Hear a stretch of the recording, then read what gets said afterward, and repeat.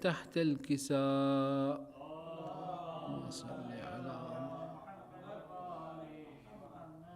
ثم أتيت نحو الكساء وقلت: السلام عليك يا أبتاه يا رسول الله، أتأذن لي أن أكون معكم تحت الكساء؟ قال: وعليك السلام يا ابنتي ويا بضعتي، قد أذنت لك. فدخلت تحت الكساء.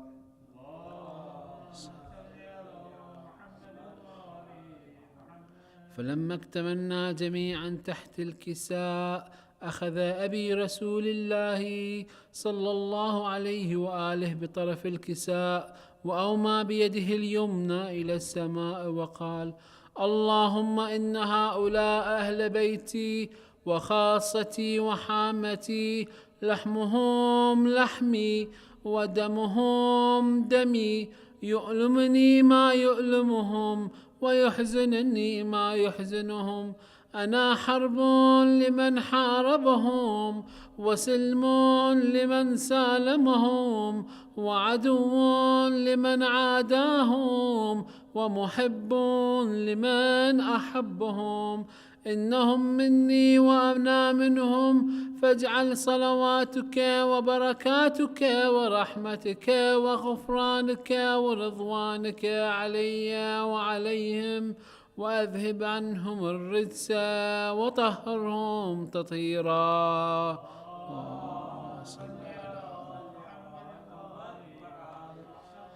فقال الله عز وجل: يا ملائكتي ويا سكان سماواتي، إني ما خلقت سماء مبنية ولا أرضا مدحية ولا قمرا منيرا ولا شمسا مضيئة ولا فلكا يدور ولا بحر يجري ولا فلكا يسري إلا في محبة هؤلاء الخمسة الذين هم تحت الكساء.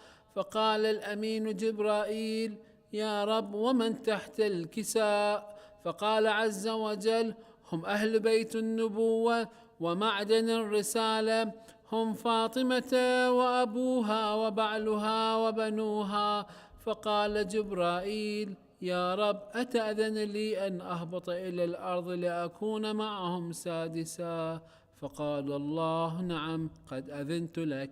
فهبط الأمين جبرائيل وقال: السلام عليك يا رسول الله. العلي الأعلى يقرئك السلام ويخصك بالتحية والإكرام ويقول لك: وعزتي وجلالي، إني ما خلقت سماء مبنية ولا أرضا مدحية ولا قمرا منيرا ولا شمس مضيئة ولا فلك يدور ولا بحر يجري ولا فلك يسري إلا لأجلكم ومحبتكم، وقد أذن لي أن أدخل معكم، فهل تأذن لي يا رسول الله؟ فقال رسول الله: عليك السلام يا أمين وحي الله، إنه نعم، قد أذنت لك. فدخل جبرائيل معنا تحت الكساء. صل على محمد.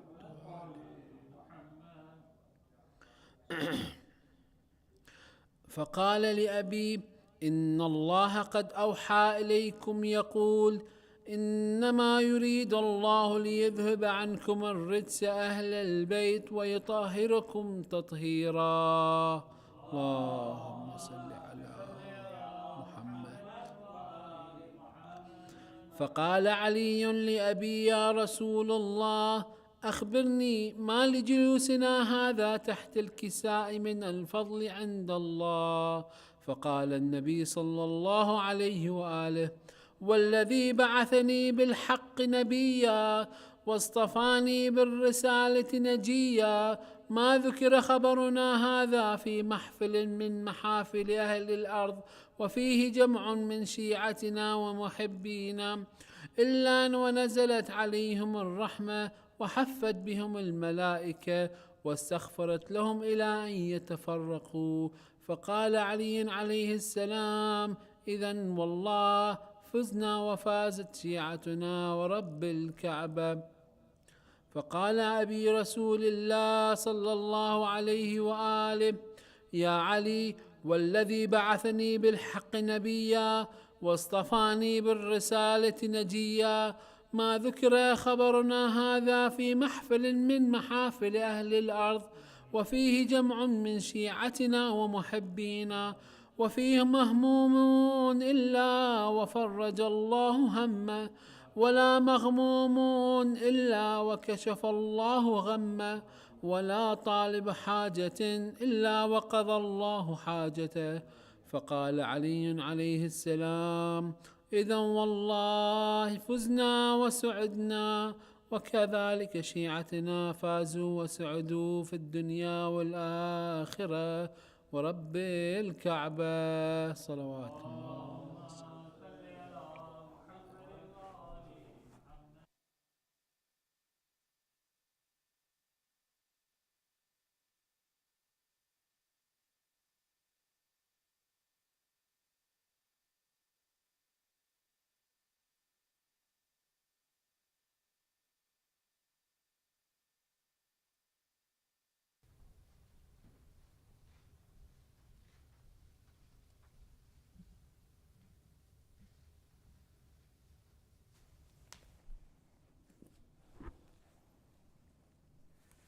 Mu'mineen Karam, Salam alaikum wa rahmatullah. On behalf of the Al-Zahra Shia Association of Waterloo Region, we express our condolences to the Imam of the time on this occasion of the Shahadat of Imam Musa al-Kazim, Salamullahi alayhi. Allahumma salli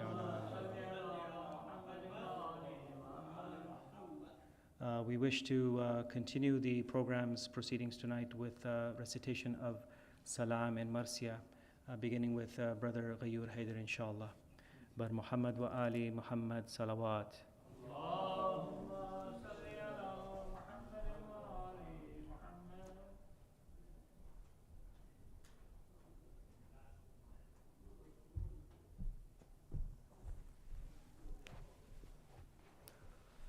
Bar Muhammad wa Ali Muhammad salawat.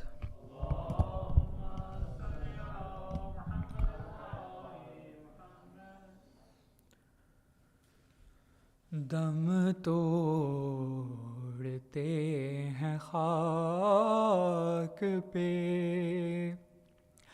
Kazim حسینیوں، دم توڑتے ہیں خاک پہ کاظم حسینیوں،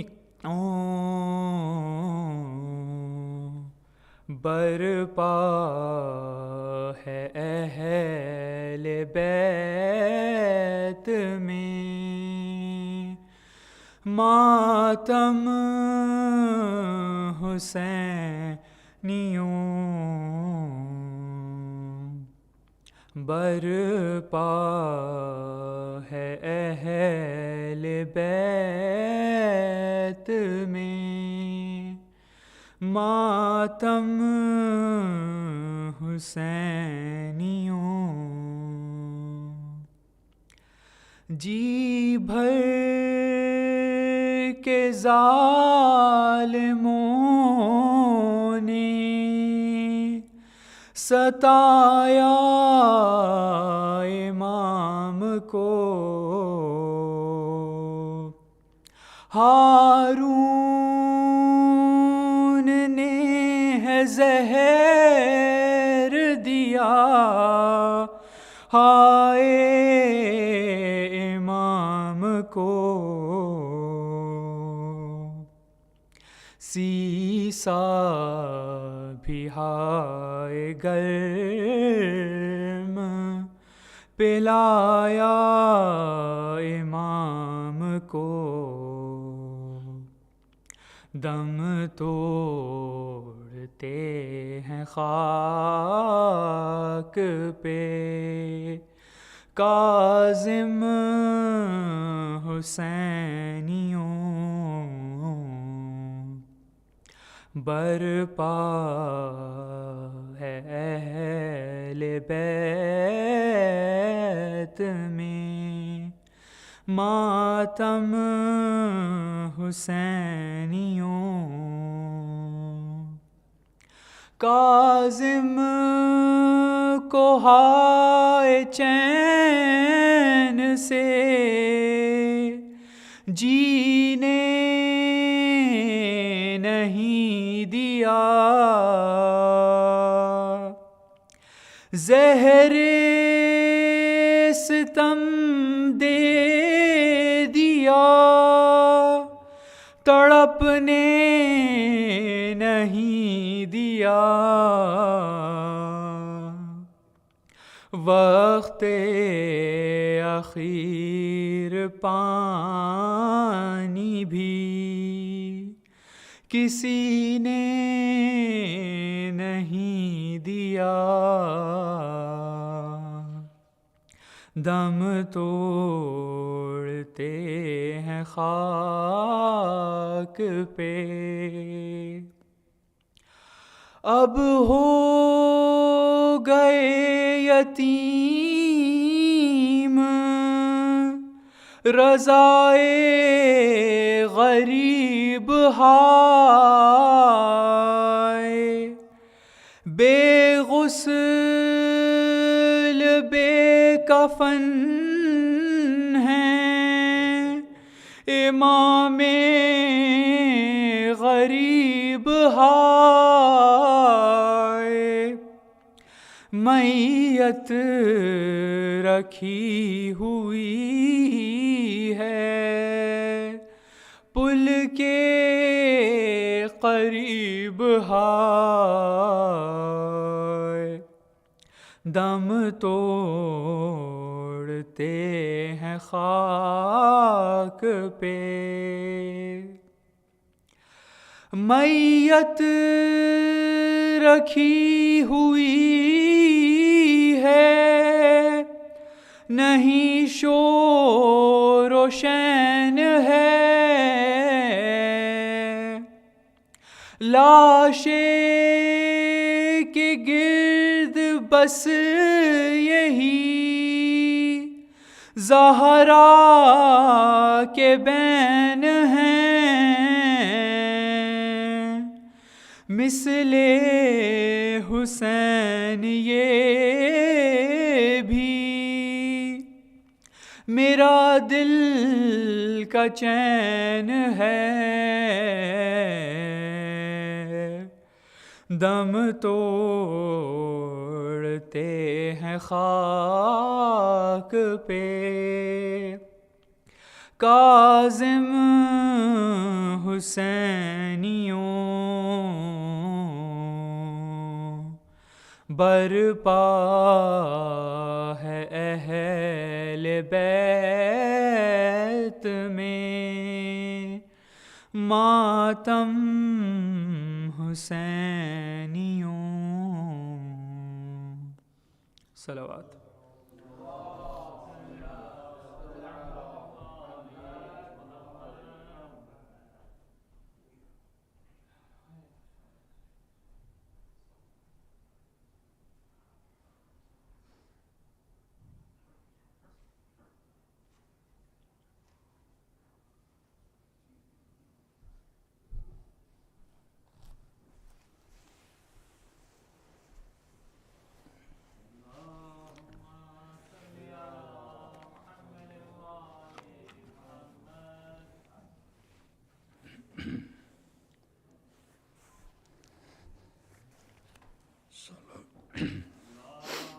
صلوات۔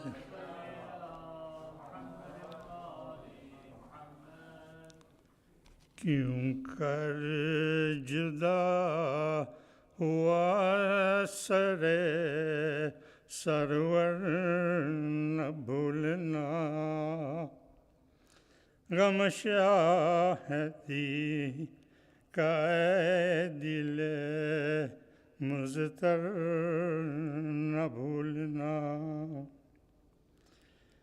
جلدی بلا نہ کہتی تھی سغرا پدر سے یہ، حال مریض اے میرے سرور نہ بھولنا. کہتی تھی لیلا بیٹوں کی زلف بیٹے کی زلف سوار کر. میرا ریاض اے علی اکبر نہ بھولنا. برائے عشق آنکھوں میں پانی کو دیکھ کر آتش نگی شہ دل مضطر نہ بھولنا. بچے کو لے کر جب چلے بچے کو لے کر جب چلے شبیر خیمے سے ماں بولی میری محنت اصغر نہ بھولنا. کہتی تھی یہ تصور اصغر میں رو کے ماں دادی کے پاس پہلوئے مادر نہ بھولنا. کہتے تھے دشت ظلم میں آقا کہ زلزلے جھولے کا سونا اے علی اصغر نہ بھولنا. کہتا تھا شمر چادر زینب اتار کے اے دل کہیں سکینہ کے گوہر نہ بھولنا. اڑے جلی لاش پر کہتے تھے یہ حبیب ہم کو پہنچا کہ تم لبے کوثر نہ بھولنا. ماں کہتی تھی کہ یاد رہے میری تشنگی کوثر پہ مجھ کو اے علی اصغر نہ بھولنا. اے شیعہ سر جدا ہوا کس طرح شاہ کا تھا عمر و روانی خنجر نہ بھولنا.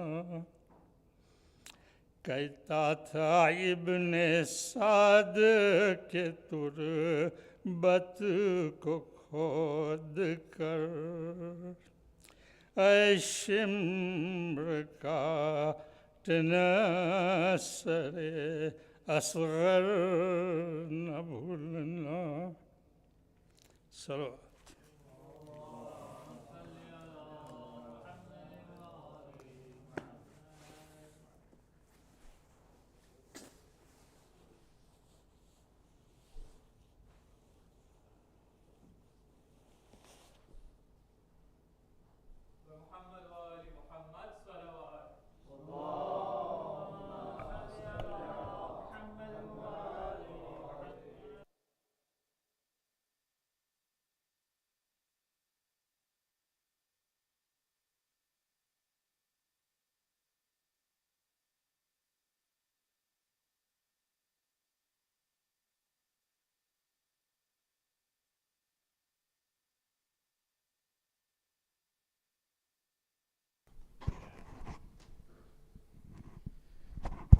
مومنین اکرام السلام علیکم ورحمۃ اللہ. Again, from the Al-Zahra Shia Association of Waterloo, we extend our deepest condolences to the community on this most tragic of occasions, the Shahadat of Imam Musa al-Kazim alayhi salam. We are deeply grateful to our Sayyid, Dr. Shaeba Rizvi, for coming all the way down to the Kitchener-Waterloo region to grace us with his occasion, with his presence tonight in this occasion to commemorate this tragedy. Before I ask Sayyid to come to the minbar, just a humble request for the Mu'mineen for a Surah Fatiha for the arwah of all the Mu'mineen of our community. Bismillah ar-Rahman ar-Rahim.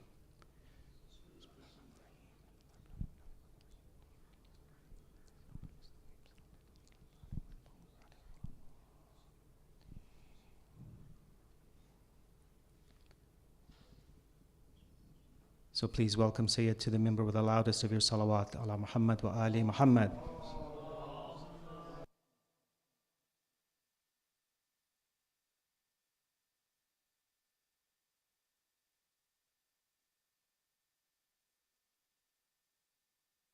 Just another request, can we all please come as close to the minbar as we can, inshallah.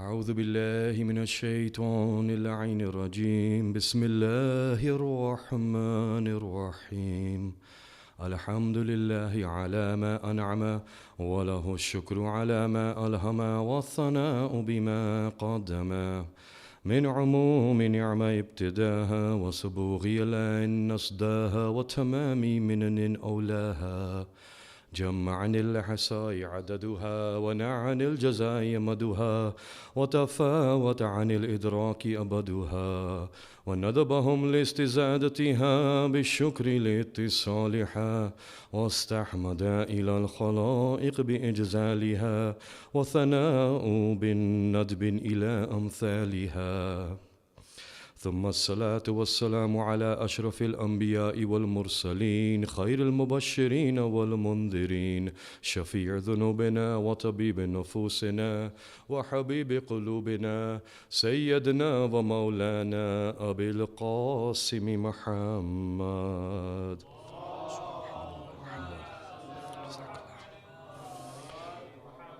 وعلى آله الطيبين الطاهرين المعصومين المظلومين صلوات الله عليهم أجمعين الذين أذهب الله عنهم الرجس وطهرهم تطهيرا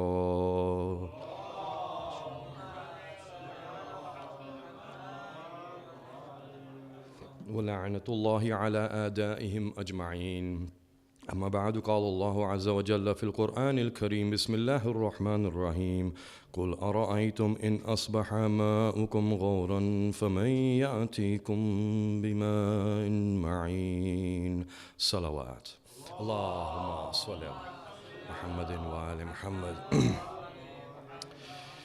Dearest Mu'mineen, Mu'minat, beloved Shi'ani Ahl Bayt, Muhibbi Ahl Bayt, it is my great honor once again to have this opportunity to come to Kitchener and talk about the Fazail and the Masaib of the Ahlul Bayt amongst you.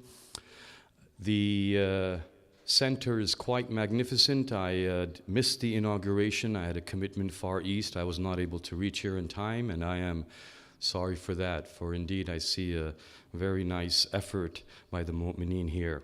And this is, this is our legacy. This is what we have carried on our shoulders from generation to generation. And it is always a beautiful thing for me to see when Mu'mineen go to any city, they migrate, they make their migration Islamic. Their migration, they make it halal. Their migration, they make it part of the jihad.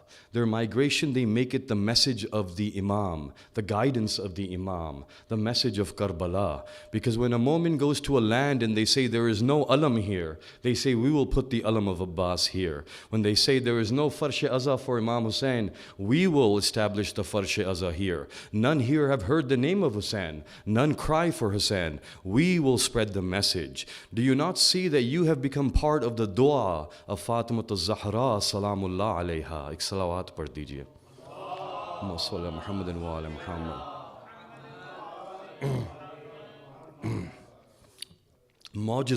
मौजज़ा है और यकीन जानिए कि कोई ख़त्ते ज़मीन बची नहीं जहाँ अलम अब्बास ना हो।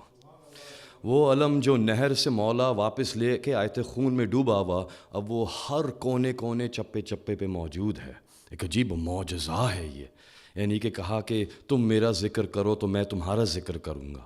हर मजलिस अब अल्लाह ज़िक्र कर रहा है हुसैन का।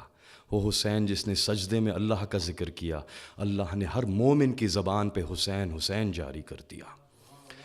Today we have gathered for the martyrdom of an Imam who was present in the 700s. My young ones, this is but 700 years ago. Your beloved Imam was walking the earth. 53 years, they did not tolerate him for even 53 years of his life, and he was martyred at the age of 53, of which half of his life he had spent in prison. And the last 14 years of his life was in a prison where he never left. So that means before that, there would be 3 or 4 years in prison, then come back to Medina, then 3 or 4 years in prison, then come back to Medina. And the last 14 years was complete non-stop imprisonment. After that, his martyrdom. His life so magnificent that Imam Jafar al-Sadiq, as-salatu was-salamu alayhi, Allahumma salli ala Muhammadin wa ala Muhammad, says that when my son, who Allah asked me to name Musa, because he would have the qualities of the Prophet Musa. And he was named Musa because of this. And he was named Kazim because of his control of his anger. It is said that he was so furious and so much in want to avenge the martyrs of Karbala. And that anger within him he would hold. And he would not go out and do what he wished to do. And it was because of that control that he became Kazim. So today, we as his followers make a promise, because I need to make this promise, not you. I look upon your bright faces, I see wisdom, I see sabr, I see patience, I see the nur of iman. But perhaps one like me may need to make a promise to myself that in honor of the Imam whose martyrdom I'm commemorating today, I will control my anger. There is nothing wrong with anger. Amir al-Mu'mineen, as-salatu was-salamu alayhi, Allahumma salli ala Muhammadin wa ala Muhammad. It is the sign of a noble person to get angry at that which is injustice. When injustice is done in any means, it is natural to get angry towards that. But it is the one who is sabir who will control his anger. So it is at that time that we are most being tested. It is very easy to be nice and polite when everything is going our way, when other people are kind to us. It is when one is rude to us that it is hard to control anger. It is when things don't go our way that it is hard to control anger. It is when we look at our will and we do not realize there are other wills in the universe besides us. It is said that our holiest Imam, our Imam Musa, is 7 years, perhaps 5 to 7 years of age in different narrations. And the Imam of the Ahlul Sunnah, whose name is Abu Hanifa, they call him Imam Abu Hanifa. So Imam Abu Hanifa would often be in Medina as well. He was a contemporary and a student of the father of the 7th Imam, the 6th Imam alayhi salam, as you well know. And in those studies, he learned many things and perhaps neglected many things. This is an example of what he learned and then immediately neglected. Because it is only when we come with the right intention that our Imam will guide us. If our niyyah is not right, we will not be guided. Many times as a younger one, I remember I would go to majalis with the niyyah that may I learn something today. And I would have many questions in my mind. And many times the person who was speaking at the majlis would answer many of my questions. I would feel like this person perhaps knows what was in my mind. Is this Maulana reading my mind? Is he very elevated and he's able to look into the hearts? But then later I realized that it was not the Maulana. The Maulana did not even know that he was answering my questions. This was the holy Imam who inspired him to say those things, so I would get the answers to my questions. My young ones, whenever you approach the Farsh-e-Azaa, know that you will get your questions answered, and they will be answered by the Imam, but it will be some words that are spoken from the mic at that time. And the one speaking from the mic has no idea. If I say something that answers one of your questions right now, clarifies a confusion for you, I promise you, I have no idea. I deserve zero credit. It is all from that holy Imam. For they have said that we will inspire those who speak on our behalf. Those who are speaking on our behalf for our rights, who are defending us and our wilayah, we will inspire them. When Hisham came to the sixth Imam and said, I do not know where these answers came from, Master, but I answered them and I left them speechless in this debate. The holy Imam said, Oh Hisham, you should know that it was I who was inspiring you at that time. The ilham of the Imam. So therefore, we have our Imam present right now. Our Imam is more present than any of us. Do not think of the Imam as in ghaiba. It is our basirat that is lacking. Because the Imam is the nur of Allah that is shining upon the universe, the central focus and pivot around which the universe is revolving. No atom, no electron, no proton would remain in its foreordained orbit unless the Imam's will was there. So therefore, he is here. The zuhur, which is so near you can smell it. The earthquakes in Turkey. Everything that's happened before that. The eclipses that are coming. This Ramadan, you will see some magnificent things. Some signs that will be completed. And it is very, very near. Know that it is so near that any moment. Know that, my young ones, you should have your eyes on the Kaaba as much as you can. Social media is there. Live feed is there. Keep your eyes on the Kaaba, because he who will appear will appear. And then it is not that he will become Zahir. It is that the curtain will be lifted from our eyes. The curtain is in front of our eyes. When Allah lifts that, we will see the nur of the Imam. Right now, the nur of the Imam is bright and shining everywhere, but it is the veil over our eyes that prevents us from seeing it. Even if we do meet him, as everyone will, of course we will meet him. Everyone meets him once in his life.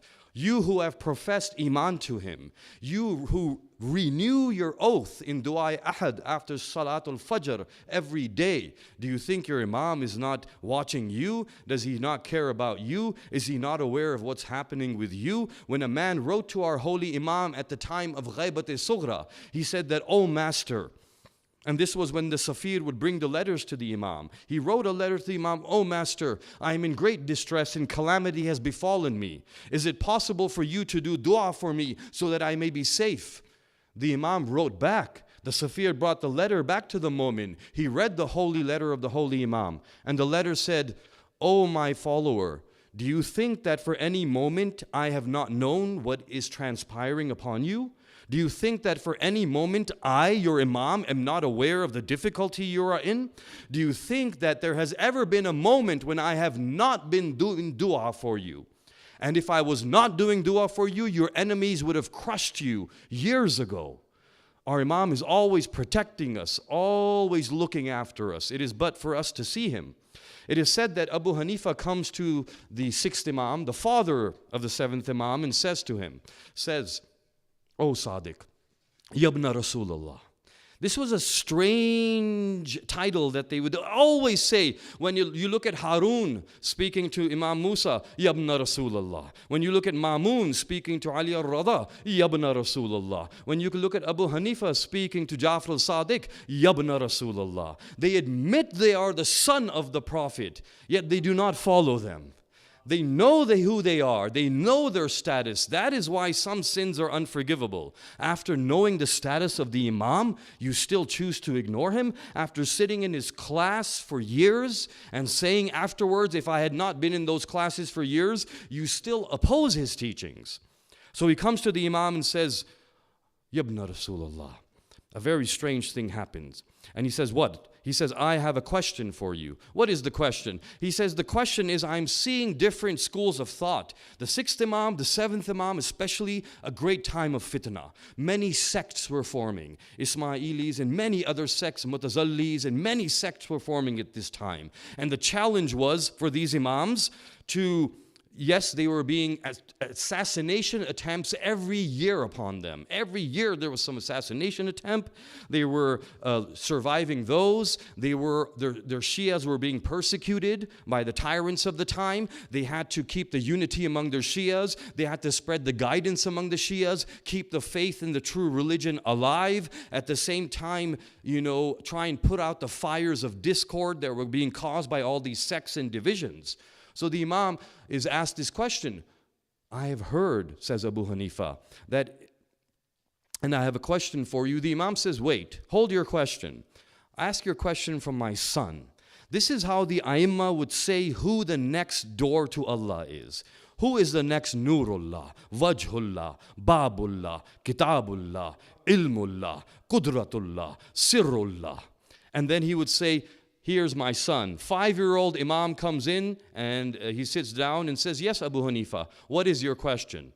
Now Abu Hanifa doesn't know what to do. He's been asked by his teacher to ask this 5-year-old, so he sits down before the 5-year-old and he says, Yabna Rasulullah. Allahu Akbar. Yabna Rasulullah. Again, tell me, it is said among the people that some say that when a person commits a sin, it is according to the will of Allah. وَهُوَ عَلَى كُلِّ شَيْءٍ قَدِيرٌ. He is qadir over everything. It is His will that determines everything. Are the actions of human beings based upon the will of Allah? And therefore, nothing is within our power? And then some say that no, Allah has no control or will over a human being. Some say that it is 50-50. What is the truth? So the Imam says, oh Abu Hanifa, tell me this, that if Allah had 100% control over a human being's will, then why would there be reward and punishment? Because Allah is controlling everything. There is no need for Jahannam, for Jannah, for Sawab, for Azab, for punishment, for reward, because everything I'm doing is because of Allah. So why should He reward me? He is causing everything to happen. So this was a beautiful argument because no Muslim denies reward and punishment. No Muslim denies heaven and hell. Even the ones who deny the hujjat of Allah don't deny heaven and hell. Even the ones who deny the honor, nobility, and the ma'sumiyat and the perfection of the Holy Prophet don't deny heaven and hell. Even the ones who think that the Prophet was sometimes a prophet and sometimes a man, sometimes perfect, sometimes mistakes, they don't deny heaven and hell. So he said, is that possible? Abu Hanifa says, no, that doesn't make sense. Then there should be no heaven and hell. He says, okay, tell me this. If we are 50-50 partners in this, then the man commits a sin and Allah is in partnership with him. That means the sin was committed partly because of the will of Allah controlling the human, and partly because of the human's own will. So then they become partners. This is like partners in crime now. Partners in crime is like a good thing among us when you are spending your youth with somebody in your mischievous times. Later on, you remember them and you say, yes, this was my partner in crime. But here we're talking about a very serious crime, a sin against Allah. So is Allah become partner in sinning against His own commandments? That would not make sense. And then Imam says, tell me this, Abu Hanifa, if they are partners, then Allah is not the greater one? Is He not the one who's more powerful? Yes, He is. So Imam says, if a father and son commit something, and the father is an adult, and the son is a child, then tell me, are you going to punish them equally? What are you going to do? He says, no, the punishment will go to the father. So he says then, is Allah not the greater partner in this sin that is being committed? So then should not the punishment, na'uzubillah, go that way? Abu Hanifa says, yes, this doesn't make sense either. He says, you should know that any transgression against the will of Allah is 100% by the will of the human being. The problem is that it's hard to imagine that kind of control would be given. Because when we look at leaders, they want control over everything themselves, over the nation. When we look at, even as parents sometimes, we want control over our children. We want them to act according to our will. When there's a boss, a tyrannical boss at work who's micromanaging everybody, he wants everybody to go exactly according to his will, to the point where, no, don't use all caps, use this font, use it in this style, do this, so on, right? You know what I mean by macromanagement. So they want it exactly step by step this way. It is hard to imagine. And what power is that? They have a little bit of limited power and they want to manage and will everything. But now we see Allah subhanahu wa ta'ala, who is all powerful, the all creator, the all sustainer, the all knowing. And yet him in his might and glory is one who is giving us 100% free will to go against him. That is the free will that is hard for people to understand. The atheist of today has many arguments, and one of them is, oh look, how is it possible that Allah can exist? Look at what's happening in the world. Look at these disasters like in Turkey. Look at the little ones suffering. How is it that Allah could allow this? Because Allah has promised us free will. That is why. And everything that is happening is because of that. But natural disasters don't happen because of our free will. How do you know that? We don't cause natural disasters. How do you know that? The butterfly effect is something where they say a butterfly flaps its wings in one corner of the world. We see the cause and effect chain reaction of that leading to a typhoon somewhere else in the world. The drilling that we are doing, the pollution that we are spreading, the factories, the corruption, the greed, everything that's happening at that higher up top level because of greed. Is that not destroying the world? Amir al-Mu'mineen said there will come a time when humans, because of their greed in technology, will put holes in the sky. Amir al-Mu'mineen told us we would do it 1400 years ago. We're going to put holes in the sky. Allah has allowed us free will. We can go to the moon, put nuclear bombs there, or just from here, fire them everywhere and destroy the earth. Could we not do that right now? They could do that if our Imam allows it. It will happen. That's because of free will. So free will is very important. Then another time, the same Abu Hanifa comes to the Imam again with complaint. There's some people who come with questions, who come with honesty, who come to learn ilm, and there's some who come with complaints. Even today, you'll see that among the scholars, they will get some people coming to them to question them, to ask them something. Some will come to test them. ज़रा देखे तो ये कहाँ पे हैं, इनको कौन सा लेबल लगाया जाए, ये हैं या वो हैं या वो हैं या वो हैं. It is the time of labels, right? It's almost like we were in Walmart working and we were labeling everything, and then we came to the Imam Barga, continued firing our label gun. ये मुक़स्सिर है, ये गाली है, ये मौलाई है, ये मातमी है, ये इस्लाही है, ये नमाजी है. Allahu Akbar, Allahu Akbar. How did we decide to take this religion that was a beautiful vase of flowers and choose one flower and say this is the deen and throw everything else away? How did we decide this? How is it possible for one to be a maulai and a matami and not be a namazi? How can one be a namazi and not be a matami? Where these labels are only happening when we put our ego before the will of our Imam. If we know our Imam is watching us, if we know we have to answer to him every Thursday, then we know that he is one who is guiding in trying to unite everybody. And we should see that. The problem is because of the differences in the level of ma'rifah. There is a difference in ma'rifah, and every level makes a difference. And the way one sees the Imam, the way one sees Amir al-Mu'mineen, the way one sees Aliyun Waliullah, another may not see him at that level. Salman and Abu Zar did not see Amir al-Mu'mineen in the same eye. They did not have the same idea about him. Did they ever fight? Did Salman label Abu Zar? Did Abu Zar label Salman? No, there was peace and harmony. In this age of information, those books which were hidden are now manifest on the internet. And all these narrations which we were careful in recounting now are before everybody's eyes. People are not able to digest everything. People are not able to understand. So do not be quick to label. If someone says something about Amir al-Mu'mineen that is not at the level that you are thinking, that is okay. That will happen. One time a man comes to Imam. He comes to Imam Jafar Sadiq, as-salatu was-salamu alayhi.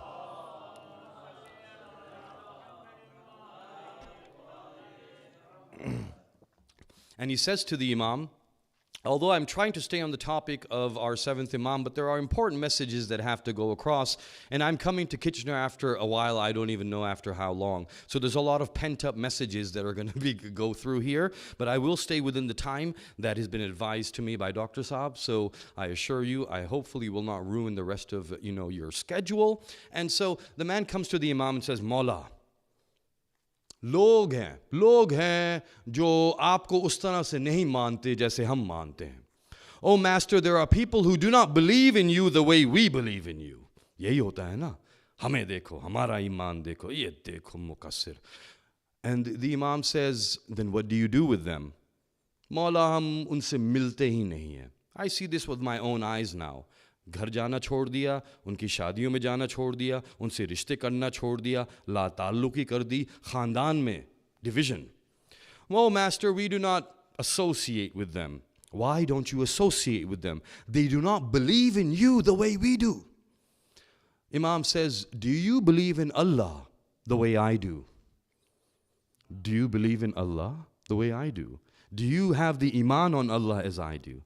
Do you have the ma'rifah of Allah as I do? Do you understand Allah the way I do? They say, no, we don't. Should I stop my relationships with you? क्या मैं भी तुमसे ला ताल्लुकी इख्तियार कर लूँ? तुम वो मारिफत नहीं रखते अल्लाह की तौहीद की जो मैं रखता हूँ. नहीं मौला ऐसा ना कीजिए. No, Master, do not do that. We do not want to end our relationship with you. So don't end your relationship with them. Oh, Master, what should we do then? Whenever you see somebody who is not accepting our vilayah at the level that you are, understand that Allah has not given them that marifah that He has given you. So what do we do, O Master? At that time, do not cut them off. Do not say things that they will not understand. Hold their hand. And know that you are one level above them in iman. That means there are steps of iman. The Imam says there are 7 levels. In each level, there are 10 steps. 70 daraja of iman. And when you see one who is at a lower step than you, hold their hand and gently bring them up to your level. Tell them about our vilayah gently, as much as they will understand, and then bring them up to your level. Master, then what will happen? Then Allah, when He sees you do this, He will send one to you who is at one level higher than you. And that one will hold your hand and gently bring you up one level. Then you will bring someone up. And together all the mu'mineen will continue to climb the ladder of marifah. So that is what we have to do. And know that if you hear something from a speaker about vilayah that you don't understand, it doesn't mean it's not true. It might mean that perhaps, I have not heard this before. I have not read this before. Humne to kabhi nahi suna ye. Humne. That is not religion. Religion is not jo humne suna hai.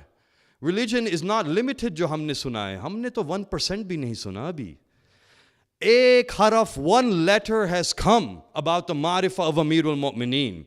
When his son Zuhur happens, then you will get the other 27 letters of marifah. अभी तो कुछ कहा ही नहीं अली के बारे में.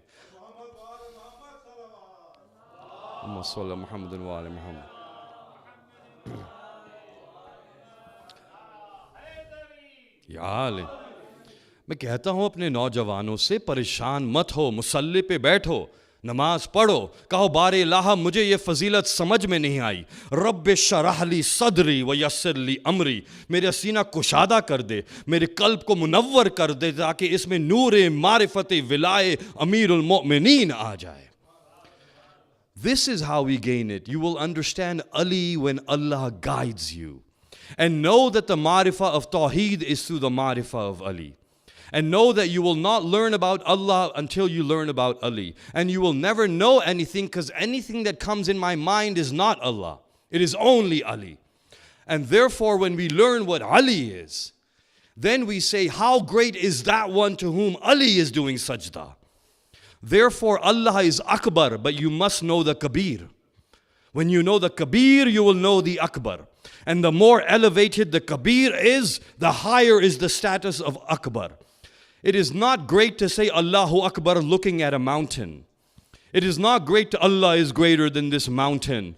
Allahu Akbar looking at the sun. Allah is greater than the Shams. Allahu Akbar looking at the stars in 1 billion galaxies. Allah is greater than these galaxies. No. Look at the 14 Masumeen, the greatest of the greatest creation of Allah. When you look upon them and you say Allahu Akbar, that is the level that Allah wants us to reach. That is why it is important to recite the Fazail of Ahl Bayt. It is said nowadays, this is not knowledge. कोई इल्म की बात नहीं हुई, बस फजाइल सुन के आ गए. फजाइल अहले बैत नहीं थे, फजाइल इलाही थे. मारिफत तौहीद थी, मकसद हयात था. You were fulfilling the purpose of your creation. I was a treasure that was hidden. كنت كنزا مخفيا حببت عن عرفا خلقت ما خلق. I desired to be known. I created what I created. That means that the 14 are to know Him. There is nothing greater in ilm than the marifah of Tawheed. And there is no way to know that but through the fazail of Ahlul Bayt. Therefore, do not take these away from your discussions in the name of science, in the name of ilm. I have heard it too many times. Dil jalawa hai, kya karun? जहाँ देखो अरे भाई वहाँ पे तो अली अली हो रहा था, कोई इल्म की बात नहीं हो रही थी. मैंने कहा इसलिए मेरे नबी ने कहा अली अंतम बाबु मदीनतुल इल्म. Ali, you are the gate of the door of ilm, the door of the city of ilm. That means there is no ilm without Ali. Ya Ali is ilm. Allahu Akbar. Ali is not alim. He is ilm. His alim is called Allah. The only one who truly knows Him. This is a hadith. Nobody knows you, oh Ali, but me and Allah. Nobody knows Allah but me and you. Nobody knows me but you and Allah. This is marifah. This is that ilm which will make you understand Tawheed. That will change your perspective, the way you look at the world. That will change every action you do. I can talk about what fruits you should eat for your health. What is the tibba masumeen? What is recommended prayer, how to pray, when to pray. But there is nothing more powerful than the revolution of perspective. The evolution of your sight. When you look upon the world in a different way. Fazailul of Ahlul Bayt should change your heart. They should put a basirat within you that causes you to look at the world in a different way. That, not, oh, when you do this, do that, wuzu. All of that is important, but you have time for that. The farsh-e-azza is for vilaya. That beautiful, those beautiful words I see behind me that are being forgotten now by the world. Aliyun Waliullah. The Imam says, to the sixth Imam comes, Abu Hanifa. Complaint center again. Aage complain karne ke liye. Kya hua Abu Hanifa?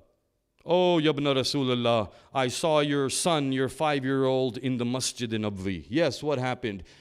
I was praying. And then what happened? Well, while I was in sajda, he walked right in front of me. Allahu Akbar. Ek Ali ka sajda hai.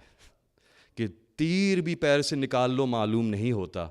इनका सजदा ना जाने कैसा है कि इमाम सामने से गुजर गए तो फौरन मालूम हो गया और कंप्लेन करने के लिए आ गए. कहा कि master, what is this? He's not obeying the laws. He's ruining my salah. I've heard that. And that is still common amongst the brothers of Ahlul Sunnah. I have seen once a companion who is from that sect got angry at me. I didn't know. I wasn't aware of these things. I knew more about Shia fiqh. He was praying in his room. I walked in front of him. And then after Salah, his face was red. He was so angry. He screamed at me for 10 minutes. And I said, what have I done? You walked right in front of me while I was praying Salah. I said, then what happened? My Salah was broken. Allahu Akbar. What kind of ibadah is this? It gets broken by somebody walking in front of you. I said, I have lived much of my life in Jeddah. We would be in Makkah every weekend. Many a time people were in Salah and all these people doing Umrah or Hajj would be walking in front of you. I did not see any of their Salah be broken. He said, no, Salah is broken. And then he just walked away. Same thing, Abu Hanifa, with our sixth Imam, the Salah is broken. The sixth Imam says, call my son. His son comes and sits down. When Imam Musa sits down, he says, yes, Abu Hanifa, what is your complaint? He gives his complaint. He says, if this is your complaint, you should know that has not Allah said that He is closer than your jugular vein? He is closer than your jugular vein. And Hablil Warid, he says, yes, He is closer. I said, when that Allah is closer than your jugular vein, how am I coming between you and Him? How is my walking before you coming between you and Him? He didn't know what to say, so he gets up and leaves. That is the problem. The problem is that we have taken sajda as purely physical. Sajda is metaphysical. Sajda is the highest form of your physical worship. The highest form of your metaphysical worship is actually tafakkur. It is what you are thinking about when you are in sajda. And what do you think about when you are in sajda? And when you are in sajda, you take your hands. Have you not noticed takbir before namaz? Have you noticed that when you say Allahu Akbar, as a physical expression, what do? Let me ask you, if you are talking to your friends, companions, family, relatives, anybody, and you want to say, Bhai, wo bahut bada tha. Bahut bada. That was huge. You know, when I was in Saudi Arabia, I remember I had this friend and he was from Sudan and his English was limited. So because his English was limited, he didn't have a lot of adjectives, you know, but he knew the word big. And when he wanted to say bigger, biggest, huge, ginormous, gigantic, enormous, massive, grandiose, he didn't have the vocabulary for it. So he would just say big. But he wanted to say big, he would go big. He would just make the word longer because that was the limit of the vocabulary. And that was fine. We understood what he was saying. When you want to say something is big, how do you gesture? That is my question. You never do this. Exactly. Tell me how many times, oh, you know, I went to their house, mahal tha, itna bada tha, kitna bada tha, itna bada tha. Nobody does that. Nobody does that. You go like this, it was huge. Why? Because now you've spread your arms out to the maximum width. You know, anthropology tells you that the height from your fingertip to your fingertip is the same, this width is the same as your height. For the proportion person. Have you seen the anatomy diagram of Leonardo da Vinci in the circle and the square and the hands are out like this? That's because proportions of humans are such that measure from here to here, that'll be your exact height from head to heel. Unless the arms are a little long or something's a little short, that's different. I don't want you to get worried if you're not in proportion. Doesn't matter, you're doing pretty good so far. But that's just a normal anatomical proportion. So you go like this. You don't do this. But why are you coming here in front of your face? That means you are saying that Allah is greater than this face. But are you really saying? I want to talk about the metaphysical reality of takbir. Agar dil ki baat aap log thoda sun lenge. So, you know, like you put it before your face, you say it is greater than this face. But it is not greater than this face.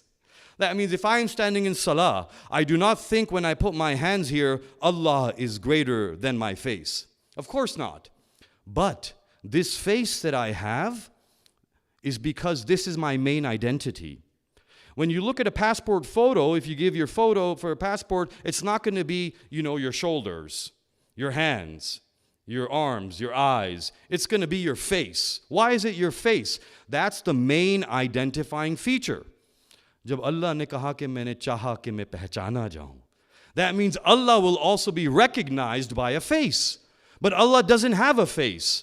That means He will have a being who will be called Wajhullah. Wajhullah. That's why the Quran says, فَأَيْنَمَا تَوَلُّوا فَثَمَّ وَجْهُ.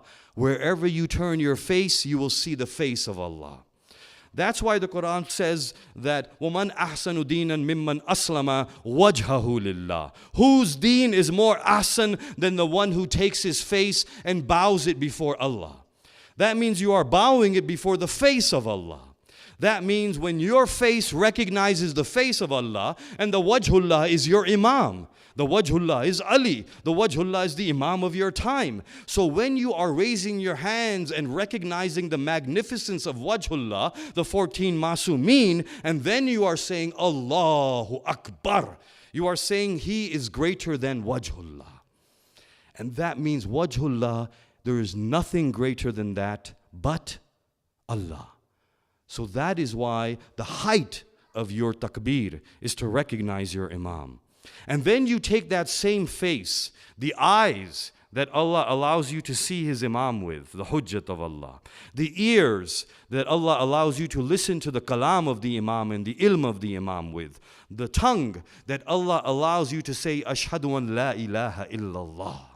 When you take these magnificent faculties and you put them down in sajda, now, and then you put your hands down, because these hands can be used for sin, these hands can be used for good. And you put them down saying, Oh Allah, I place these hands before your will. Your knees can bend to take you to the Imam Bargah. Your knees can bend to take you somewhere else. But you bend your knees saying, Oh Allah, I am bending my knees for you. May they only bend according to what you will.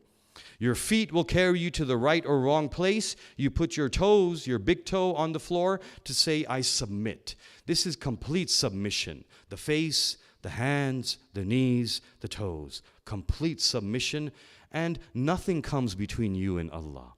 When you are doing sajda toward the Kaaba, but not to the Kaaba. You are doing sajda to Allah, who is everywhere. That means that if I do sajda to the Kaaba, I might be thinking, well, Allah is also above me, under me, nearest my vein. He is behind me. Therefore, am I really doing sajda to Allah? Not literally, no. Allah did not have to have a directional ibadah. He has no direction. He who has no makan has given you a direction. Why? Because He wants you to recognize His greatest signs. That means when you recognize His greatest signs and you do sajda according to His will, He accepts it as worship. He told the malaika, فَسَجَدَ الْمَلَائِكَةُ كُلُّهُمْ أَجْمَعُونَ. He said, do sajda to Hazrat Adam. They did sajda to Adam. He accepted it as worship for him. If the farishta can do sajda to Adam, then cannot the Shias do sajda to where Ali came into the world?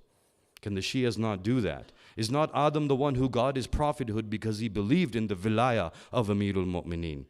Did Adam not take Ali's name before he went into heaven? Hada Ali wa anta Aliul Ala. So therefore we have to realize, sometimes now the debate happens. Is Ali great? Are the 14 greater than the prophets? Are the prophets greater than the 14? These were things that we would have to convince the other sects about. Now we have to convince our own. I will just take another minute and then can I have a salawat, please?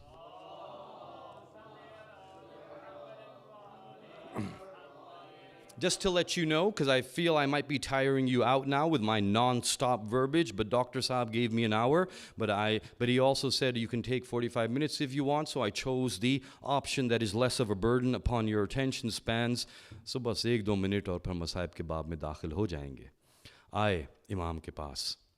Imam se ek sahabi ne pucha, Maula, ye bataiye, what is this verse, Kul ara'aytum, the 30th verse of Surah Mulk, 67, verse number 30. Kul ara'aytum in asbaha ma'ukum ghawran, famay ya'atikum bima'im ma'in. Keh say that when you see the waters disappear before you and go away, disappear, who will give you flowing water? They asked the Imam, they asked your 7th Imam alayhi salam, what is this? What is this flowing water? Will there be a time of drought soon? The Imam said, this is not your physical water. What is this water then, Master? This is the water that is vilayah. And therefore, al-ma, which is water in Arabic, our Imam is saying al-ma in the Quran is vilayat. And he is saying that this will happen when my great-great-great-great-grandson comes into the world and he goes into ghaiba. Allah is saying, when I take that vilayat and put it in ghaibat, then who will give you vilayat at that time?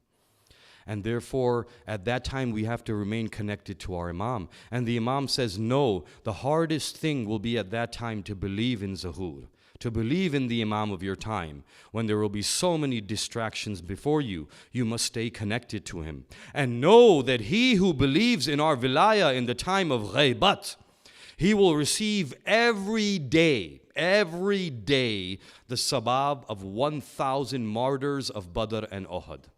1,000 martyrs of Badr and Uhud on Thursday. You get another 1,000 martyrs sabab on Friday, another 1,000 on Saturday. By the time your life is done, you have been martyred billions of times or millions, I don't know. Anyway, forgive my math, but a lot of times. And so that is incredible. But it also tells you it's very hard. It is the hardest thing in this day to believe in the vilayah. إنما وليكم الله ورسوله والذين آمنوا الذين يقيمون الصلاة ويؤتون الزكاة وهم راكعون. It will be the hardest to believe in that. And that is why the fear of Al-Qaim was what the tyrants were fearing from the time of the Prophet. From that time they were fearing it. They persecuted and assassinated every son, father and son after that because of that fear.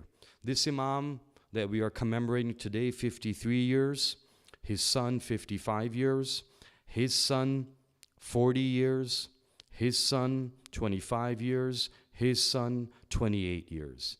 They were terrified that this one who is going to come is going to destroy our regime.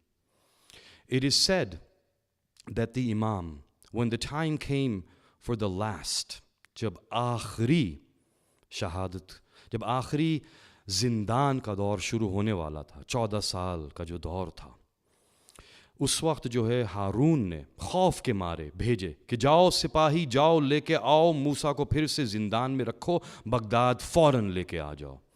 آپ جانتے ہیں روایات میں لکھا ہے کہ اس وقت جو ہے یہ سپاہی جو تھے ہارون کے یہ پہنچے مدینہ, بنی ہاشم کا گھر ڈھونڈا, امام کا گھر ڈھونڈا, دق الباب نہیں کیا, دروازہ توڑ کے اندر گھس گئے. دروازہ توڑ کے, آپ کو مدینے میں یاد ہوگا ایک در تھا جس پہ آگ لگائی تھی, اس کے بعد ہی ان کی جرت بڑھی ہے. اور جب اس دروازے کو توڑا تو اندر جا کے دیکھا the imam was on the prayer mat, امام مصلی پہ تھے. امام کو نماز نہیں پڑھنے دی انہوں نے. آج کل کا کوئی بھی ہو, دشمن بھی ہو, تو کہتا ہے کہ مسلمان تو ہے نماز پڑھ رہا ہے. یہ مسلمان بھی نہیں جانتے تھے, آپ کو پتہ ہے, یہ رافضی کہتے تھے, رافضی. آپ جانتے ہیں کہ بی بی زینب نے یہ کہا تھا, سید سجاد نے یہ جملہ کہا تھا اپنے نانا کی قبر پہ کہ یا رسول اللہ میرے نانا جان, آپ کو پتہ ہے کہ یہ مسلمان جو تھے انہوں نے میرے بابا حسین کو مسلمان بھی نہیں جانا, غسل و کفن بھی نہیں دیا, ان کو سجدے میں بھی نہیں رہنے دیا. یہ لوگ آئے رافضی, بس میں بیان نہیں کر سکتا. انہوں نے امام کو سجدے میں دیکھا, بس یہ جان لیجئے ایک ملعون کا پیر تھا. ہائے, کربلا میں شمر کا پیر یاد آ گیا ہوگا اور حسین کا سجدہ یاد آ گیا ہوگا. شاید ہمارے امام موسیٰ کاظم نے بھی اس وقت ہا یا ہائے حسین کہا ہو کہ جس وقت اس نے اپنے پیر سے گستاخی کی اور امام سجدے سے اپنی کمر کے بل آ گئے. جب اپنی کمر کے بل آئے تو انہوں نے کہا we have come to take you to Baghdad. امام کھڑے ہوئے, ان کو رسیوں میں گھسیٹ کے لے کے جا رہے تھے. یہ وہی مدینہ ہے عزادارو جہاں علی کے گردن میں بھی رسی بندھی تھی, جہاں امیر المومنین کو بھی گھسیٹ کے لے کے جایا گیا تھا.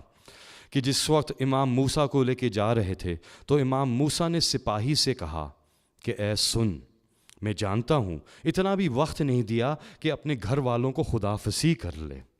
کہا کہ مجھے پتہ ہے کہ اب میں زندان میں جاؤں گا تو میں واپس نہیں آؤں گا. امام اس وقت سڑک پہ تھے اور بازار بھی سامنے تھا. امام کہتے ہیں کہ اے ہارون کے سپاہی, مجھے اتنی مہلت دے دو ایک رات کی کہ میں اپنے گھر والوں کے ساتھ ایک رات گزار لوں. تمہیں معلوم نہیں ہے اس گھر میں میری 18 بیٹیاں ہیں اور 18 بیٹے ہیں. جس وقت امام نے یہ کہا, there was a man, a shopkeeper who was but a few feet away. He was listening to this intently. کہا جاتا ہے کہ اس وقت سپاہیوں نے کہا کہ اے ابن رسول اللہ, ہم یہ برداشت نہیں کر سکتے کہ آپ فرار ہو جائیں. ہو سکتا ہے ہم اب ایک رات کی مہلت دیں اور آپ فرار ہو جائیں. کہا کہ ہمارا طریقہ یہ نہیں ہے, ہم نے زبان دی ہے. کہا نہیں, ہم یقین نہیں کر سکتے. کہا کہ ہم کس طرح سے دے جب تک کہ کوئی ضمانت نہ دے آپ کی. اگر کوئی اپنی جان کی ضمانت دے دے, if someone will come forward and put themselves in your place as warranty, we will let you stay for that night. امام موسیٰ نے جب دائیں بائیں دیکھا, سارے مسلمان پیچھے ہٹ گئے. یہ مدینے کے تھے نا, یہ وہی تھے کہ حسین بھی جا رہے تھے کربلا, تو یہ سب پیچھے ہٹ گئے تھے. امام نے جب دیکھا کہ کوئی بھی مسلمان رسول کی امت میں سے کوئی بھی آگے آ کے یہ گواہی دینے کے لیے تیار نہیں ہے کہ میں سچا امام ہوں, میں نے کبھی جھوٹ نہیں بولا ہے, اس وقت امام نے سر جھکا لیا اور جانے کے لیے تیار ہو گئے. اچانک ایک شخص دوڑتے ہوئے آیا, وہی دکاندار تھا. وہ دکاندار کہتا ہے سپاہیوں سے کہ میں ضمانت دوں گا, میں ضمانت دوں گا. سپاہیوں نے تعجب سے دیکھا, کہا کہ یو آر اے کرسچن, تم تو عیسائی ہو. Do you know that if you come in his place, you will spend the night with us? And if we do not find him in the morning, we will remove your head from your body. وہ کہتا ہے کہ I know and I accept it. وہ کہتے ہیں you are a Christian, why do you accept it? کیوں تم برداشت کر رہے ہو, کیوں تم آ رہے ہو آگے؟ مسلمان نہیں آئے گواہی دینے کے لیے, تم آگے ضامن بننے کے لیے. کہتا ہے میں ضمانت اس لیے دیتا ہوں کیونکہ مجھے آج پہلی دفعہ پتہ چلا. کہتا ہے اے سپاہی, میرا گھر ان کے برابر ہے, بس ایک دیوار ہمارے بیچ میں ہے. کہتا ہے کہ میں اس گھر میں 15 سال سے رہ رہا ہوں. کہتا ہے مجھے آج تک یہ معلوم نہیں تھا ان کے گھر میں ایک بھی بیٹی ہے, ایک بھی بیٹی ہے. میں نے تو آج ان کی زبان سے سنا 18 بیٹیاں ان کے گھر میں. سپاہی کہتا ہے تو کیا ہوا؟ کہتا ہے تم سمجھے نہیں, میں عیسائی ہوں لیکن میں انبیاء بنی اسرائیل کے خاندان سے واقف ہوں. کہتا ہے یہ خاندان انبیاء کے علاوہ میں نے یہ صفت نہیں دیکھی کہ مستورات ہوں گھر میں, لیکن سورج کبھی ان کے سر کو نہ دیکھے, سورج کبھی ان کے سر کو نہ دیکھے, نہ چاند دیکھے, نہ کبھی باہر آئیں, نہ کبھی آواز اتنی اونچی ہوئی کہ سنائی دے. میں کہوں گا اے علی, آپ نے اس وقت تو اپنے اصحاب سے کہہ دیا تھا جب آپ کو لے کے جا رہے تھے, جب سر شگافت ہو چکا تھا اور آپ نے کہا تھا اے میرے اصحاب مجھے یہاں پہ اتار دو, علی اپنے قدموں پہ جائیں گے. کہا آقا خون بہہ رہا ہے, آپ اپنے قدموں پہ کیسے جائیں گے؟ کہا کہ تمہیں پتہ نہیں, اگر میری بیٹی زینب کو معلوم ہو گیا میں اس عالم میں آ رہا ہوں تو اس کی چیخ و پکار نہ نکلے. میں نہیں چاہتا تمہارے کانوں تک اس کی آواز آئے. میں کہوں گا اے علی, یہ تو آپ کے اصحاب ہیں, یہ تو آپ کے حذیفہ ہیں, آپ کے مالک ہیں, یہ تو آپ کے اصحاب ہیں. میں نے کہا کہ اس وقت کیا ہوگا جب دربار یزید ہوگا, کھلا سر ہوگا, ہاتھ پسے گردن بندے ہوں گے, تو شاید یہی جواب آئے گا کہ اس وقت میں نے اپنی بیٹی کی آواز پر حجاب کر دیا تھا کہ لوگ سن کے یہ سمجھ رہے تھے کہ علی ہی بول رہے ہیں. کہا کہ یبن رسول اللہ آپ جائیے, میں عیسائی ضمانت دیتا ہوں آپ کی, مجھے پورا یقین ہے آپ کی زبان سے ہر لفظ سچا ہے, اور میں آج گواہی دیتا ہوں اشہد ان لا الہ الا اللہ و اشہد ان محمد الرسول اللہ, اور آپ ہی آپ کے رسول کے جانشین اور وصی ہیں اور حجت ہیں اس وقت اللہ کی زمین پر. جب یہ گواہی دے دی مسلمان ہو گئے تو امام واپس اپنے گھر میں گئے. میں نہیں جانتا وہ آخری وقت کیسے گزرا ہوگا, لیکن ہاں عزادارو, ایک ان میں علی ابن موسیٰ بھی تھے, ایک ان میں معصومہ قم بھی تھیں, ایک وہ تھے. سب کو موسیٰ دیکھتے جا رہے تھے اور سوچ رہے تھے کس طرح سے کون شہید ہوگا, میرے بیٹے علی کو کیسے شہید کیا جائے گا, میری بیٹی کو کس طرح سے شہیدہ بنایا جائے گا. کہا کہ یہ سب جائیں گے میری بیٹی کے ساتھ میرے بیٹے علی کی زیارت کے لیے, لیکن سب کو رستے میں شہید کر دیا جائے گا. امام سب سے ملے, آخری وصیت کی, کہا زندان کی طرف پہنچے. جب بغداد پہنچے ہیں تو کہا کہ فضل ابن ربی ربی کی زندان میں رکھا. فضل ابن ربی سے ہارون نے کہا کہ تم ان پر تشدد کرنا. کہا کہ اے ہارون میں کیسے تشدد کروں اس پر کہ جو فجر کی نماز سے سجدے میں جاتا ہے, فجر کے بعد دوبارہ سجدے میں رہتا ہے جب تک ظہر نہ ہو جائے, ظہرین کی صلاۃ پڑھ کے پھر سجدے میں مغربین تک, مغربین کی صلاۃ پڑھ کے پھر سجدے میں. مجھے یاد آیا کہ جب 4 سال کے امام موسیٰ کاظم تھے تو اپنے بابا امام صادق کے پاس آئے. کہا بابا مجھے ایک چھوٹا سا کمرہ بنا دیجئے, اس میں ایک مصلی رکھ دیجئے. کہا کیا بات ہے بیٹا؟ کہا میں چاہتا ہوں کہ میں وہاں پہ مستقل اللہ کی عبادت کروں. کہا بابا میں نہیں چاہتا ایک لمحہ بھی میرا ذکر الہی کے بغیر گزرے. شاید وہی دعا پوری ہو گئی تھی. امام جب زندان میں تھے ہر وقت عبادت میں رہتے تھے, ایک سے دوسرے تیسرے زندان میں. عزاداروں, کہا کہ جب سندھی بن شہاک کے زندان میں آئے, یہ بڑا ظالم تھا. زندان ایسا تھا کہ امام صلاۃ کے لیے قیام میں کھڑے نہیں ہو سکتے تھے, رکوع میں رہتے تھے یا سجدے میں رہتے تھے. کہا کہ 14 سال وہاں پہ گزرے. آخری دنوں میں کہا کہ ایک دن آیا ایک محب, ایک صحابی آیا, سندھی کو تھوڑے سے پیسے دیے, اجرت دی کہ مجھے ایک موقع دے دو امام کی زیارت کر لوں. کہا مجھے تہ خانے میں لے گیا, سیڑھیاں تھی, اندھیرا تھا. ایک ایسے کمرے کو میں نے دیکھا, سیاہ تاریکی تھی, کوئی روشنی نہیں تھی. بڑے غور سے میں دیکھتا رہا تو مجھے ایک کپڑا محسوس ہوا جو زمین پہ رکھا ہوا ہے, کالا سیاہ کپڑا. میں نے کہا یہاں پہ کوئی امام نہیں ہے. ہنس کے کہتا ہے کہ یہ تمہارے امام ہی ہے جو تمہیں کپڑا معلوم ہو رہا ہے. کہا کہ ان کی حالت اب یہ ہو گئی تھی. کہا کہ 30 کلو کا زیور پہنایا تھا امام کو. یہ زیور زنجیریں تھیں, زنجیروں میں جھکڑا ہوا تھا امام کو. کہا کہ وہ زنجیریں کیسی تھیں؟ بس آپ کے امام زمانہ سلام بھیجتے, کہتے سلام میرے جد پر. کون سے جد پر؟ اس جد پر جس کے گوشت کو زنجیریں کھا گئی تھیں, جس کے گوشت کو کھا گئی تھی. کہا کہ جب صحابی نے دیکھا امام کو سلام کیا, کہا مولا سب آپ سے ملنے کا اشتیاق رکھتے ہیں. کہا میرے تمام چاہنے والوں سے کہہ دو کہ 3 دن کے بعد میں ان کو بغداد کے پل پہ ملوں گا, بغداد کے پل پہ آ جائیں زیارت کے لیے. خوشی خوشی صحابی چلا گیا. وہ جانتا نہیں تھا ملاقات کس طرح سے ہوگی, کیا منظر ہوگا سامنے. تمام چاہنے والوں میں خبر پھیلنے لگ گئی, دور دور سے سب بغداد کے پل کی طرف جمع ہونے لگ گئے. ہارون کے حکم کے مطابق سندھی بن شہاک نے کچھ کھجوروں میں, کہا گیا مختلف روایات ہیں, کہا کہ کھجوروں میں زہر رکھا, امام کے آگے پیش کیا. امام نے کچھ کھجور تناول فرمائی, اٹھ کے جانے لگے. کہا اور لیجئے اور لیجئے. کہا جو تمہارا کام تھا وہ پورا ہو گیا ہے, اب میں جا رہا ہوں اپنے کمرے میں عبادت الہی کے لیے.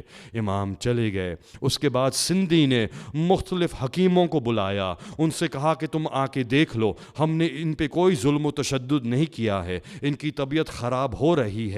امام سے کہا کہ آپ دستخط کریں اس کاغذ پر جس پہ لکھا ہوا ہے کہ ہم نے کوئی تشدد نہیں کیا. امام نے کاغذ رد کیا, کہا میں کہیں دستخط نہیں کروں گا. اور جتنے حکیموں کو بلایا تھا سب سے کہا جان لو مجھے زہر دیا گیا ہے, کل میرا رنگ لال ہو جائے گا, پرسوں میرا رنگ زرد ہو جائے گا, اس کے بعد میں بارگاہ الہی میں واپس لوٹ جاؤں گا اور میری شہادت واقع ہو جائے گی. سب چلے گئے. سندھی بن شہاک پھر سے لایا, کہا کہ اس پہ دستخط کیجئے. امام دستخط نہیں کرتے تھے تو امام کو کوڑے مارے جاتے تھے. یہ وہ امام ہے کہ زہر میں بھی مبتلا تھے. زہر ایسا تھا دریا میں ایک قطرہ ڈال دو, مچھلیاں تڑپ تڑپ کے باہر نکل کے مرنا شروع کر دیتی تھی. اس تڑپ میں امام کو کوڑے بھی مارے جا رہے تھے. کہا کہ دستخط کیجئے. کہا میں کبھی دستخط نہیں کروں گا. ایک وقت آیا کہ غلام کہتا ہے میں نے اپنے آقا کی آواز سنی, عبادت الہی میں مشغول تھے اور بار بار کہہ رہے تھے ہائے حسین ہائے حسین. حسین, میں سمجھ گیا پیاس لگ رہی ہے, میں پانی لے کے آیا, پانی کو دور کر دیا, کہا ہائے حسین, کہا بس اب مجھے خاک پہ لٹا دو. کہا مولا خاک پہ کیوں؟ کہا میرے جد حسین بھی جب اس دنیا سے گئے تھے تو خاک پر تھے, خاک اور خون میں غلطا تھے, میں اوپر نہیں لیٹ سکتا. کہا جب خاک پہ لٹا دیا, کہا دروازہ بند کر دو, میرا بیٹا آنے والا ہے غسل و کفن کے لیے. کہا کہ اس وقت جب میں نے دروازہ بند کیا مجھے آواز آئی, کم سنی کی آواز تھی. ایک بچے نے کہا بابا مجھے اس عمر میں کس نے یتیم کر دیا ہے, بابا بابا آپ کا یہ حال کس نے کیا ہے. بابا بس یہی کہے جا رہے تھے, اے میرے لال میرا سر تو آپ کے زانوں پہ ہے, ہائے میرا جد حسین کہ آخری وقت میں کوئی قریب نہ تھا. 7 قدم پہ ننھی سکینہ تھی, 70 قدم پہ زینب تھی, چاروں طرف اشکیا تھے.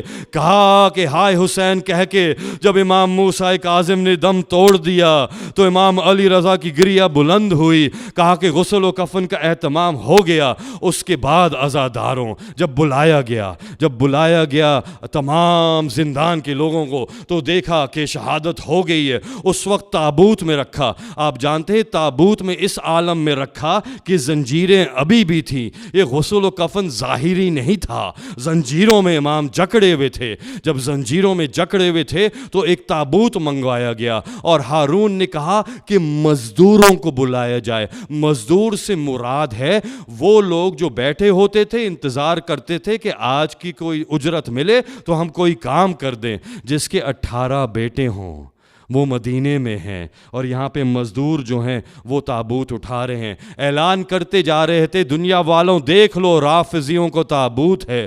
اس وقت بغداد میں رکھا نہیں گیا, بغداد کے پل پہ پھینک دیا گیا. وہاں پہ بھی ایک کاغذ رکھا اور اس پہ کہا کہ جو یہاں سے گزرے وہ دستخط کرے کہ ان پر کوئی ظلم و تشدد نہیں ہوا ہے, اپنی موت مرے ہیں. کہا کہ 3 دن تک چاہنے والوں کو قریب نہیں آنے دیا گیا. چاہنے والے دیکھ رہے تھے ہمارے امام زنجیروں میں جکڑے ہوئے ہیں, تابوت کا یہ عالم ہے. کہا کہ 3 دن کے بعد ایک سلیمان نامی صحابی تھا. آخری جملے عزاداروں, کہا یہ صحابی تھا, میں کیا کروں. مسائل مختصر نہیں ہے اس امام کے, میں نے تو آدھے چھوڑ دیے ہیں. وہ ظلم میں نے بیان نہیں کیے جو کہ برداشت نہیں کر سکتے کان, لیکن کہا کہ 3 دن کے بعد جب سلیمان نامی صحابی نے اپنے قبیلے کو لے کے حملہ کیا تو ہارون کے سپاہی پیچھے ہٹ گئے. اپنے امام کے قریب سلیمان گئے, جب قریب گئے تو کہا ہم کس طرح سے یہ زنجیریں اتاریں. سلیمان کہتا ہے میں زنجیروں پہ ہاتھ رکھتا ہوں تو ساتھ گوشت آ جاتا ہے. وہ حیرانی سے لاشے کو دیکھ رہے تھے, اچانک ایک گھوڑا سوار نظر آیا, اس کے چہرے پہ نور تھا اور روب تھا. سمجھ گئے امام کے بیٹے ہیں. کہا مولا آپ ہی بتائیے کیا کریں. کہا میرے بابا کی وصیت تھی انہی زنجیروں میں دفن کرنا, میرے بابا قیامت کے دن انہی زنجیروں میں اللہ کے سامنے آئیں گے. کہا کہ اس وقت ہم نے جب دفن کیا تو اس کے بعد امام نے نماز جنازہ پڑھائی اور ہم نے دیکھا کہ سامنے سے چلے گئے, سامنے سے امام غائب ہو گئے اور اصحاب جو تھے وہ دیکھتے رہ گئے کہ ہارون کے سپاہی آ گئے. فَسَيَعْلَمُ الَّذِينَ ظَلَمُوا أَيَّ مُنْقَلَبٍ يَنْقَلِبُونَ أَلَا لَعْنَةُ اللَّهِ عَلَى الْقَوْمِ الظَّالِمِينَ. بار الہا ہمارے امام کے ظہور میں تعجیل فرما, ہمیں ان کے جان نثاروں میں شمار فرما, ہمیں توفیق دے کہ ہم ہدایت کے رستے پہ چل کے, صراط مستقیم کے رستے پہ چل کے اپنے امام کے سامنے سرخ رو ہوں. بار الہ جو پریشان حال ہیں امام موسیٰ کاظم کے صدقے میں ان کی پریشانیوں کو دور فرما. جو قید ہیں مومنین ان کو قید سے رہائی فرما. بار الہ جو قرض کے مقروض ہیں اور اس قید میں ہیں ان کے قرض کو ادا فرما. جو رزق حلال کی تلاش میں ہیں ان کو رزق حلال عطا فرما. جو حلال جوڑوں کی تلاش میں ہیں ان کو نیک جوڑے عطا فرما. جو اولاد کی تمنا رکھتے ہیں ان کو امام کے مطیع اولاد عطا فرما. اللہم رزقنا فی الدنیا زیارت الحسین وفی الآخرتی شفاعت الحسین. آپ سے گزارش ہے کہ بانیان مجلس کے مرحومین کے لیے جو موجود ہیں ان کے مرحومین کے لیے شہدائے ملت جعفریہ کے ارواح کے لیے ایک سورہ فاتحہ 3 دفعہ سورۃ الاخلاص کی تلاوت فرما دیں.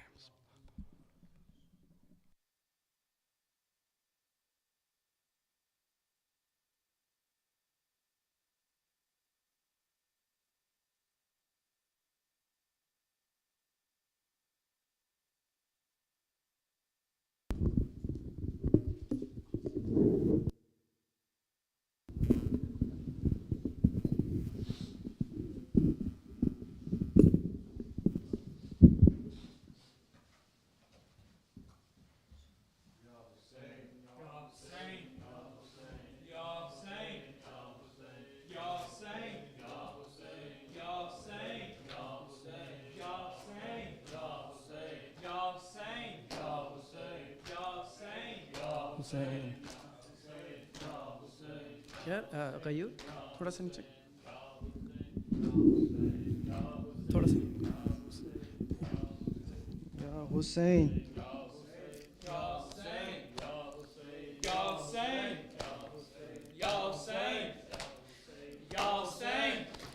مزدوروں کے کاندھوں پر کاظم کا جنازہ ہے. مزدوروں کے کاندھوں پر کاظم کا جنازہ ہے. مزدوروں کے کاندھوں پر کاظم کا جنازہ ہے. مزدوروں کے کاندھوں پر کاظم کا جنازہ ہے. بغداد کے قیدی پر, بغداد کے قیدی پر زندان بھی روتا ہے. مزدوروں کے کاندھوں پر کاظم کا جنازہ ہے. مزدوروں کے کاندھوں پر کاظم کا جنازہ ہے. اس درد نے تربت میں سجاد کو تڑپایا.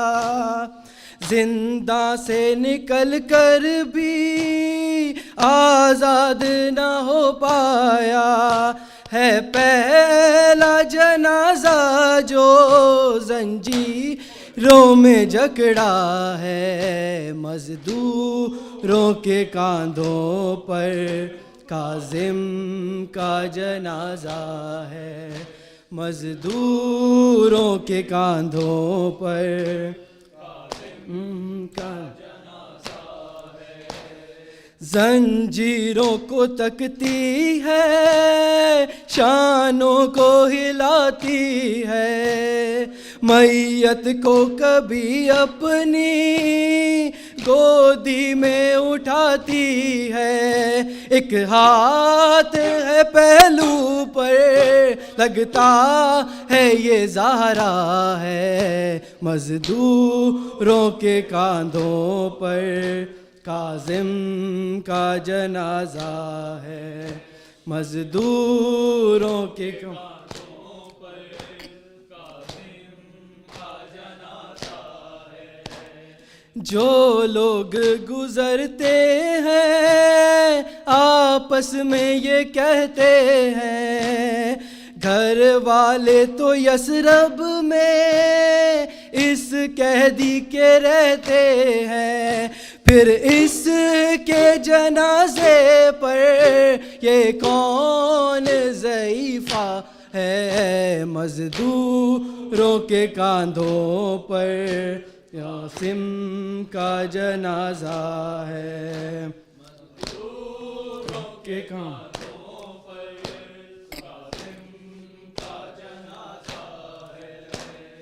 کہتی ہے کوئی بی بی ہے وقت مصیبت کا, اب جلد مدینے سے آ جائے رضا جا.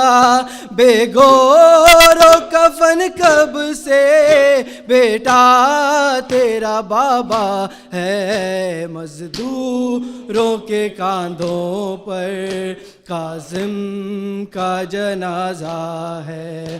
مزدوروں کے کاندھوں پر کاظم کا جنازہ ہے. شبیر کی غربت کا نوحہ یہ سناتے ہیں, سوکھے ہوئے لب اس کے امت کو بتاتے ہیں. اس نے بھی دم آخر پانی نہیں پایا ہے. مزدوروں کے کاندھوں پر قاسم کا جنازہ ہے. مزدوروں کے کاندھوں پر قاسم کا جنازہ ہے. अगदाद के कैदी पर, बगदाद के कैदी पर जिंदा भी रोता है, मजदूर के कांधों पर काजिम का जनाजा है, मजदूरों के कांधों पर काजिम का जनाजा है। इस दर्द ने तुरबत में सजाद को तड़पाया, जिंदा से निकल कर भी आजाद ना हो पाया, है पहला जनाजा जो जंजीरों में जकड़ा है, मजदूर के कांधों पर काजिम का जनाजा है, मजदूरों के कांधों पर काजिम का जनाजा है। बगदाद के कैदी पर, बगदाद के कैदी पर जिंदान भी रोता है, मजदूर के कांधों पर काजिम का जनाजा है, मजदूरों के कांधों पर काजिम का जनाजा है। या हुसैन, या हुसैन, या हुसैन, या हुसैन, या हुसैन, या हुसैन, या हुसैन, उम्मे रोबाब, उम्मे रोबाब, उम्मे रोबाब, उम्मे रोबाब, उम्मे रोबाब, उम्मे रोबाब, O Our Lady, umme robab, umme robab, umme robab, O Our Lady, umme robab, umme robab, umme robab, O Our Lady. You see that infant head on the spear, and how it's slaughtered from ear to ear. You see that infant head on the spear, and how it's slaughtered from ear to ear. He is my baby, Ali Asghar. His shahada is inqilab. Umme robab, umme robab, O Our Lady, umme robab, umme robab, umme robab, O Our Lady, umme robab. You feel the tremors rising again. It is the final breath of Hussein. You feel the tremors rising again. It is the final breath of Hussein. He is my Aqa, the son of Zahra. He is Allah's intikhab. Umme robab, umme robab, O Our Lady, umme robab, umme robab, umme robab, O Our Lady, umme robab. You hear this angel weeping alone. Her cries of Baba challenge the throne. You hear this angel weeping alone. Her cries of Baba challenge the throne. She is Sakina, my little princess. Her Sahara is Buturab. Umme robab,